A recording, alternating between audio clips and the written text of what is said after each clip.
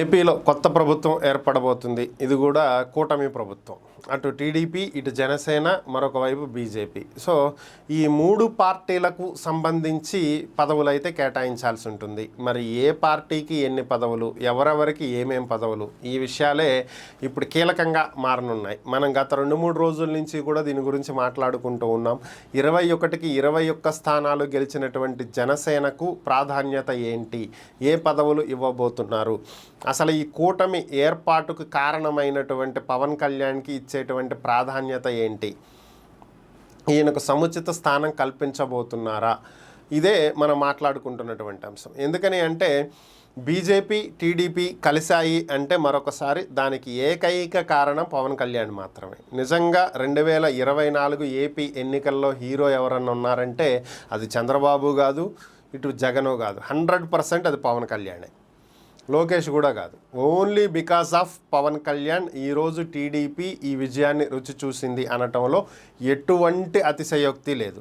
కాబట్టి కూటమి ఏర్పాటుకు కానీ, ఓట్ బ్యాంకు చీలిపోకుండా ఒకచోట కేంద్రీకృతం అవ్వటానికి కానీ, 2 సామాజిక వర్గాల ప్రజలను, ఓటర్లను ఏకతాటి మీద నడిపించటంలో కానీ అన్నింటిలోనూ పవన్ కళ్యాణ్ కీలక పాత్ర పోషించారు. అలాగే 21కి 21 మందిని గెలిపించుకుంటాం 100% రిజల్ట్. దేశంలోనే ఏ పార్టీ సాధించలేనటువంటి దాన్ని సాధించి చూపించారు.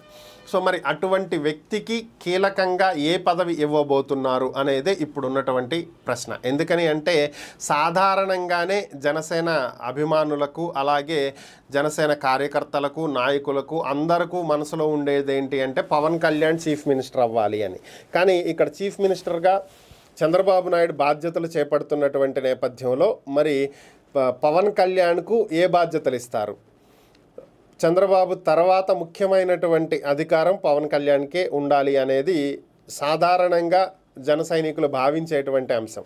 మరి పవన్కు ఇస్తున్నటువంటి ఆ సముచిత స్థానం ఏంటి? క్యాబినెట్లో ఏ హోదా ఇవ్వబోతున్నారు? ఉప ముఖ్యమంత్రిగా ఇస్తున్నారా, హోమ్ మినిస్టర్ ఇస్తున్నారా, రెవెన్యూ ఇస్తున్నారా?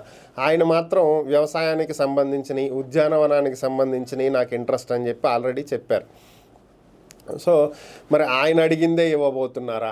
ఆయన పార్టీ నుంచి మరి ఇంకెవరికైనా క్యాబినెట్లో స్థానం కల్పించబోతున్నారా? వారికి ఏ స్థానాలు ఇవ్వబోతున్నారు? ఇవే ఇప్పుడు అందరి మధ్యలో ఉన్నటువంటి ప్రశ్నలు. మరి పవన్ పరిస్థితి ఏంటి, పవన్కి ఏమి ఇవ్వబోతున్నారు అనేదే ఇప్పుడు కీలకమైనటువంటి అంశం. మరి చంద్రబాబు నిర్ణయం ఏముంది, దీని గురించి ఏం నిర్ణయం తీసుకున్నారు, మరి జనసేనానితో చర్చించారా లేదా చర్చలు జరుపుతారా, ఇది తెలియాల్సింది.